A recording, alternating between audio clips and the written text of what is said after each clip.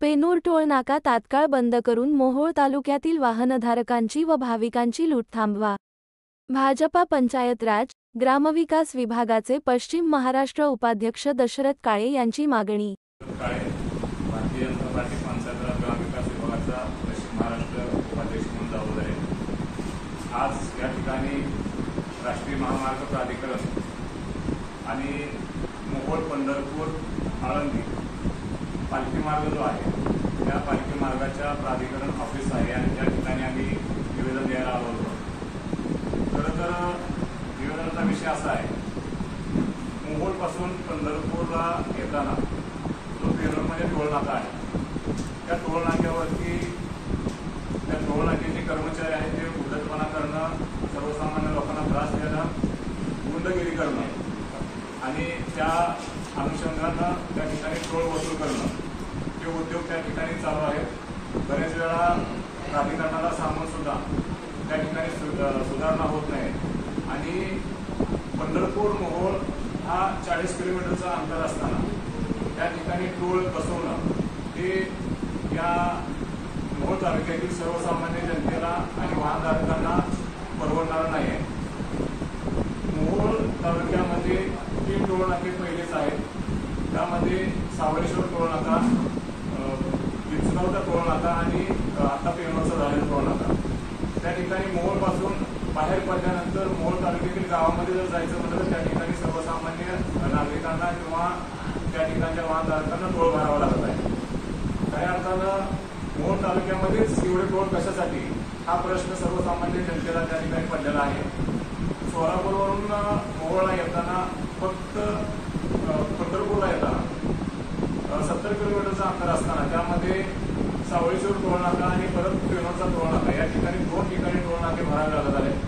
त्यामुळं त्या सोलापूरवरून पंढरपूरला येणारे नागरिक आणि भाविक ते पर्यायी रस्त्याचा अवलंब करत आहेत.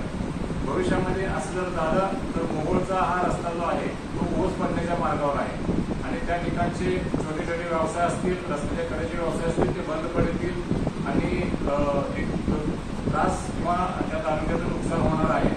त्यामुळं प्राधिकरणाकडे आम्ही मागणी केलेली आहे. पंढरपूर ते मोहोळ यामधील जे टोल नाका आहे पेनूरचा तो टोल नाका तत्काळ बंद करावा आणि आळंदी पंढरपूर जो मार्ग आहे त्या ठिकाणी त्यांनी चालू करावा. दुसरा विषय आहे, पंढरपूर मोहोळ या मार्गावरती मोहोळ एसटी स्टँडच्या समोर ज्या ठिकाणी काम अर्धवट आहे आणि त्या काम अर्धवट असल्यामुळं त्या ठिकाणी बॅरिगेट्स पण लावलेले नाहीत आणि शाळा 2-3 ठिकाणी शाळा आहेत. त्या शाळेचे विद्यार्थी, एसटी स्टँडमधला तालुक्यातील येणारे प्रवासी आणि वाढणारी वाहतूक यामुळे त्या ठिकाणी फार मोठ्या प्रमाणात ॲक्सिडेंट होत आहेत. गेल्याच आठवड्यामध्ये एक डुक्कर रस्त्यावर आल्यानंतर 2 व्हीलरचा अपघात झाला आणि त्यामध्ये एक वाहनधारक मृत्युमुखी पडला. अनेक अपघात असे छोटे मोठे होत आहेत. तर ते काम तात्काळ पूर्ण करून टोल नाका वसुली करावा, पण तोही पंढरपूरच्या वरती आळंदीच्या बाजूला करावा ही आम्ही आज निवेदनाद्वारे मागणी केलेली आहे. या विषयाचा तात्काळ विचार करून हा टोल नाका आणि हे काम राहिलेलं पूर्ण करावं, टोल नाका बंद करावा. ही आज तालुक्यातल्या प्रत्येक वाहनधारकाला त्या ठिकाणी जाताना टोल नाकावरून पुढे जावं लागतं. म्हणजे मोहोळपासून 10-12 किलोमीटर अंतरावर बाहेर पडलं की टोल नाका भरावा लागतो.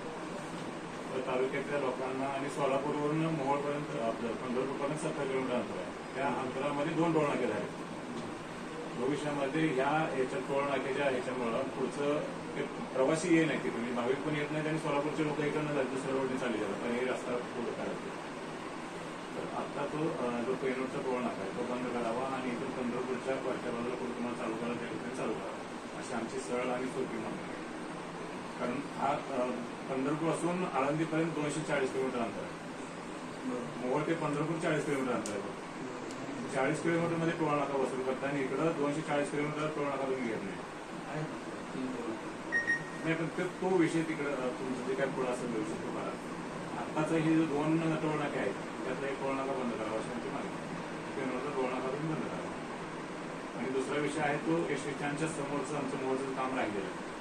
बरेच दिवशी पेंडिंग काम आहे. तिथं आता दररोज अपघात होत आहेत, डुकरं रस्त्यावर येत आहेत, तुम्हाला ते बॅरिगेट्स लावा म्हणून बरेच वेळा आम्ही सांगितलं, त्याच्याकडे तुम्ही दुर्लक्ष करताय. आणि ते काम अर्ध ठेवून परत टोल वसुली चालू केली. ते अर्ध काम राहिलं तरी चालू करणार, पण कधी पूर्ण करणार. जेवढं टोल वसुली आहे ना ते काम सोडूनच त्या कामाला मी मोहोळमधलं काम प्रॉपर कधी करणार आहे तुम्ही? तिथे ऍक्सिडेंट होत आहेत ना आता सध्या. बॅरिगेट्स लावायचे, बॅरिगेट्स तुम्ही ठेवले तसेच अर्ध्यापर्यंत लावले आणि अर्ध्याच्या पुढे तसेच ठेवले. सांगितलेलं आहे कधी लावणार आहे ते? बरेच वेळा म्हणजे वर्षभर झालं मी प्रयत्न करतो त्याच्यासाठी. पूर्ण रस्ता क्लिअर झाल्याशिवाय आम्हाला ते चालू करता येत नाही. पूर्ण चालू झाल्यापासून काम करायचं. पण तात्काळ पूर्ण करून घ्या ना. तो दोन्हीचा एक विषय आहे. आणि हे जर नाही झालं तर मग आम्हाला स्वतःला न्यायालयात जाऊन मागावं लागेल किंवा मग आमच्या पद्धतीने आम्हाला आंदोलन करावं लागेल. टोल नाका आम्ही चालू देणार नाही.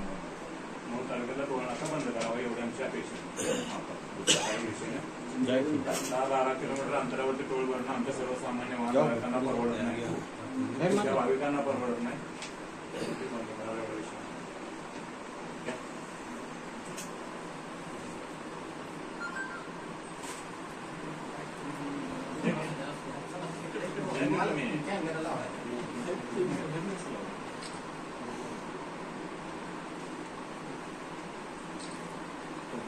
किशोर टोल नाका चालू करणं किंवा बंद करणं हे आमच्याच्यात नाही, ते ऑथॉरिटीचा निर्णय असतो.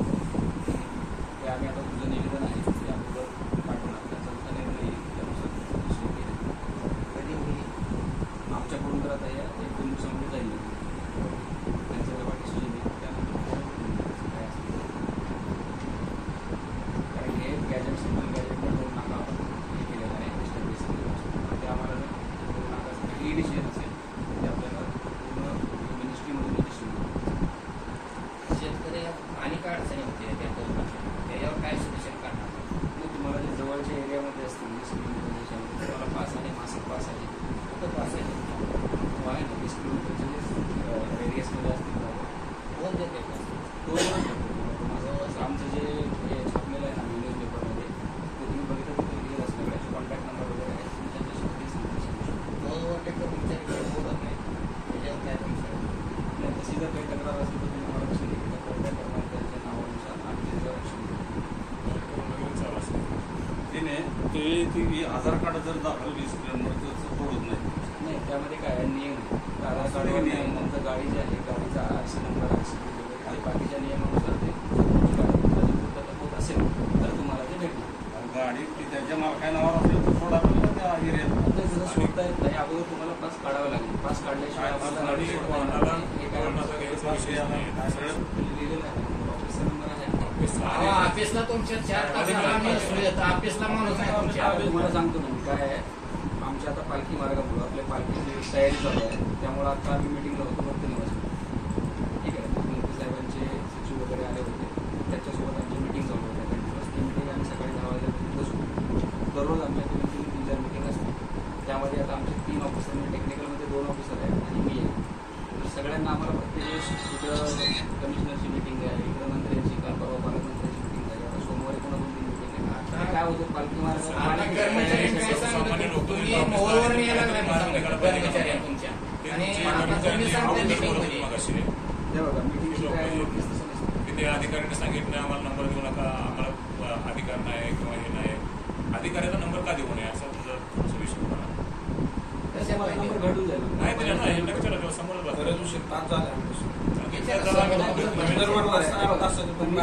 ऑफिसमध्ये बसणं बरोबर आहे, पण जर आम्ही आता साईडवर आहे किंवा आमचं ऑफिसच बनलं यासाठी की आम्हाला मॅक्सिमम साईडवर तुम्ही मिटिंगला गेलाय म्हणताय तुमच्या कर्मचारी मध्ये मोहळवर न्यायला लागलाय. नाही, कर्मचाऱ्यांना माहिती नसेल ना ती मिटिंग आली नाही. प्रत्येकाला आम्ही सगळं सांगत होती जाणार. आम्हाला कॉल आला रात्री मला 12 वाजता मेसेज आला मिटिंगला जायचं. मीटिंग असते तर बरोबर आहे. सकाळी पब्लिकनं काय करायचं ह्या गोष्टी असं जर येऊन तुम्हाला जर भेटायचं असेल तर त्याने माघारी जायचं का परत नंतर ना? फोनवर 2 मिनिट बोलू शकतो नाही. तुम्ही आज नाही ऑफिसचा नंबर आहे तो डायरेक्ट काय म्हणतो ते तुमच्या कर्मचारी काय म्हणतात 1.5 तासाला माणूस नाही. तुमच्या कर्मचारी डायरेक्ट म्हणतो आम्ही नंबर देऊ शकत नाही. मीटिंग मध्ये असल्यानंतर माणूस 2 ठिकाणी असू शकत नाही. कसं करणार? मीटिंगला तर जावं लागणारच आहे. बरोबर. पालखी मार्गाची आपली पूर्ण तयारी आहे. पालख्याच्या आपलं सगळं तयारीसाठी कंटिन्युअस मीटिंग चालू आहे. पण मीटिंगमध्ये जर असलं तर ते ऑफिसमध्ये कसं असतं कंटिन्यूस असं नाही कॅमेरा ते 11-11, 12-12 वाजेपर्यंत तेव्हा तुम्ही मीटिंग मध्ये असं ठीक आहे, पण त्या माणसाचं काहीतरी सोल्युशन निघायला पाहिजे ना त्याच्यावरती. नाही निघतं ना, तुमचं निवेदन असेल काय असेल तर तुमच्या टाईममध्ये तुम्हाला उत्तर भेटून जाईल त्याचं. तुम्ही द्या ना निवेदन तुमचं काय असेल. प्रत्यक्ष भेटणं पण आहे, पण काय करणार आता तुम्ही बरं इतर वेळी आला तर तुम्हाला भेटतो पण असतो प्रत्यक्ष. तुम्ही आता निवेदन दिलं तुमचं तुम्हाला वेळेत उत्तर भेटून जाईल त्याचं. तुमच्या निवेदनाचं उत्तर मेन काय तुमची तक्रार जी आहे त्याचं तुम्हाला समाधान भेटणं महत्त्वाचं आहे ना. ते तुम्हाला देतो.